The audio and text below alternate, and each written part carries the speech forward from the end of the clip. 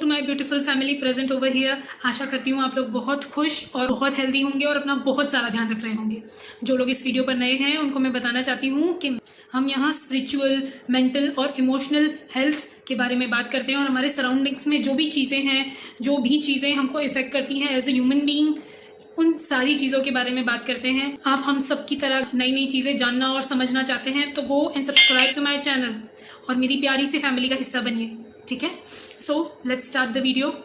तो आज हम किसके बारे में बात करने वाले हैं? आज हम बात करने वाले हैं डिप्रेशन के बारे में। What is depression? डिप्रेशन एक मेंटल हेल्थ प्रॉब्लम है, ठीक है। मैं मेंटल हेल्थ प्रॉब्लम की वीडियो मैं पहले बना चुकी हूँ जिसमें आपने मुझे बहुत सारा प्यार दिया था एंड होप सो इस वीडियो में भी आप मुझे बहुत सारा प्यार देंगे, ठीक है। इस वीडियो को पूरा देखने से पहले जिन्होंने मेंटल हेल्थ से रिलेटेड उस वीडियो को नहीं देखा है तो जाइए उस वीडियो को पहले देखिए।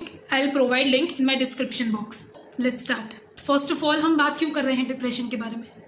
हम बात इसलिए कर रहे हैं क्योंकि WHO के रिपोर्ट के हिसाब से 1 in every 8 people in the world live with mental health disorder, ठीक है।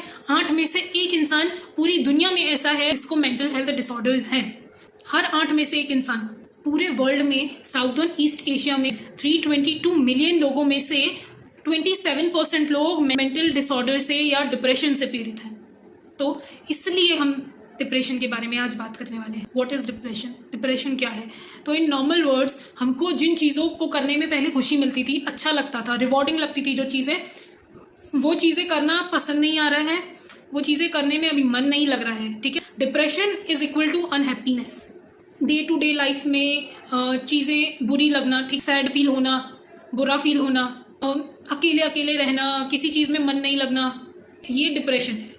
और जब ये चीज़ें 1 दिन, 2 दिन, 3 दिन जब ये चलती हैं तो ये मूड स्विंग्स कहलाते हैं। लेकिन जब ये चीज़ें 1 दिन, 2 दिन से ज़्यादा महीनों तक चलती हैं तो उसको डिप्रेशन बोलते हैं। I hope you will understand कि डिप्रेशन क्या होता है। सो नेक्स्ट अब बात करते हैं कि डिप्रेशन के सिम्टम्स क्या क्या है।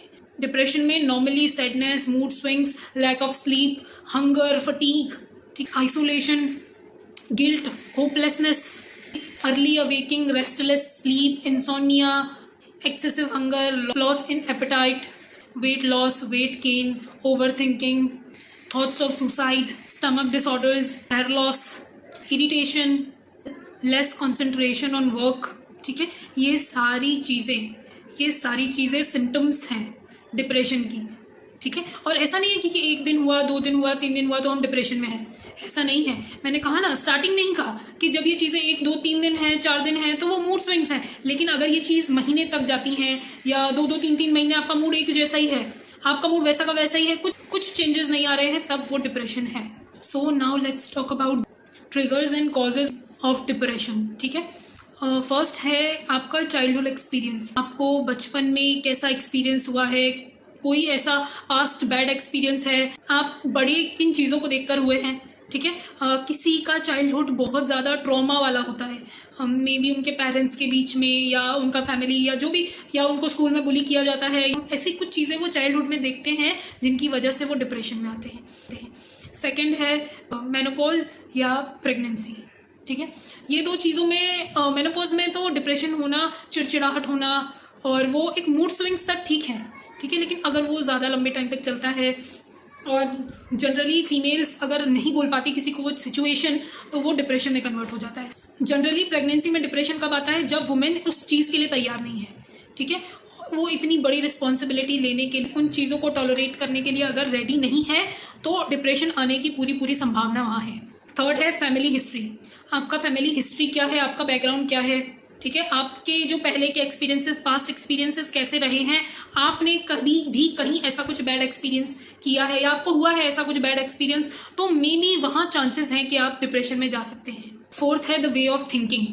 आप किस तरह से सोच रहे हैं, किस वे में आप सोच रहे हैं। एक्चुअली कुछ लोग बहुत ज़्यादा नेगेटिव होते हैं, उनकी सोच भी नेगेटिव होती है, वो सोचेंगे तो वो हमेशा नेगेटिव सोचेंगे और वो हमेशा ना चीज़ों को लेके फिर ओवर थिंकिंग करने लगेंगे। कोई भी सिचुएशन होगी तो वो अपने आप से चीज़ें, अपने ऑटोमेटिकली चीज़ें अज्यूम कर लेंगे, उन चीज़ों को लेके ओवर थिंक करेंगे।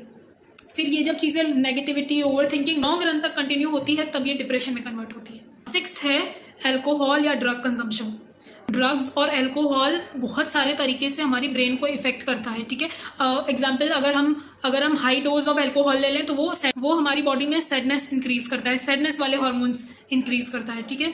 इसके अलावा लो टेस्टोस्टेरोन में also increase the risk of depression in our body. Monoamine deficiency theory के हिसाब से पैथोफिजियोलॉजिकल आधार पर केंद्रीय तंत्रिका तंत्र में न्यूरोट्रांसमीटर सेरोटोनिन, नॉरपेनेफ्रिन या डोपामाइन की कमी से डिप्रेशन होता है।